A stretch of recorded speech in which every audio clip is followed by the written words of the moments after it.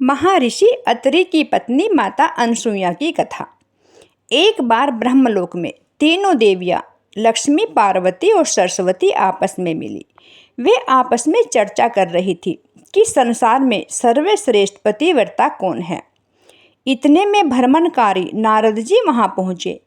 वे ब्रह्मा के मानस पुत्र होने के कारण तीनों देवियों को माता कहकर पुकारते थे।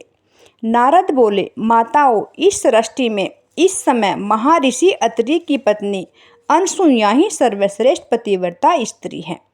नारद की यह बात तीनों देवियों को अच्छी नहीं लगी, क्योंकि वे अपने को ही सर्वश्रेष्ठ पतिव्रता नारी समझती थी।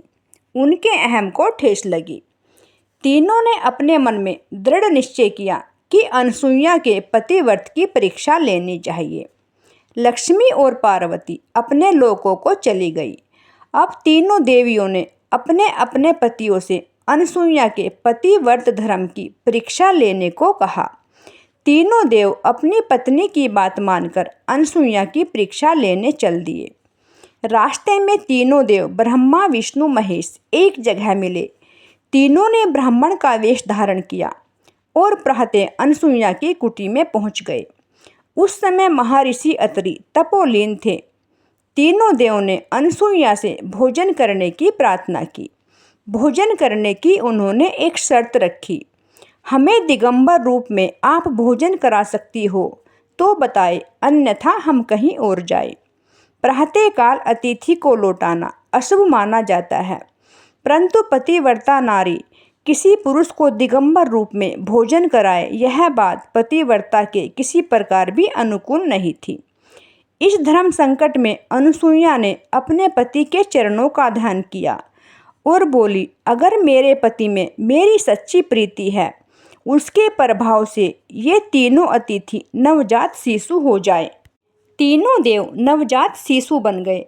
अब माता को नवजात शिशुओं को दिगंबर रूप में दुग्धपान कराने में कोई बाधा नहीं थी।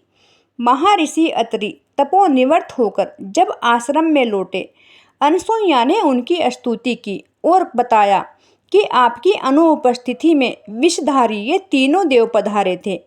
आपके चरणों की कृपा से मैंने इन्हें अपना पुत्र बना लिया। अब ये तीनों देव आपके कुमार बनकर पालनों में विश्राम कर रहे हैं। यहाँ तो तीनों देव अनसुईया के पुत्र बनकर पालनों में झूल रहे थे, उधर तीनों देवियाँ अपने पतियों के बहुत दिन बाद भी न लौटने के कारण चिंतित हो रही थी। तीनों देवियाँ मिलकर अनसुईया के यहाँ अपने पतियों की खबर लेने पहुँची। तीनों देवियों ने अनसुईया से अपने पतियों के बारे में पूछा। अनसुईया बोली, आपके पति पालनों में झूल रहे हैं, अपने अपने पतियों को पहचान कर ले जा सकती हो, परंतु मैं अपने पतियों को नहीं पहचान सकी। तीनों देवियों ने माता अनसुईया के पैर पकड़ लिए और बोली, हम पर कृपा करे, हमारे स्वामियों को हमें प्रदान करे। अनसुईया ने उनकी प्रार्थना पर तीनों देव को पुनः उनके रूप प्रदान कर दिए।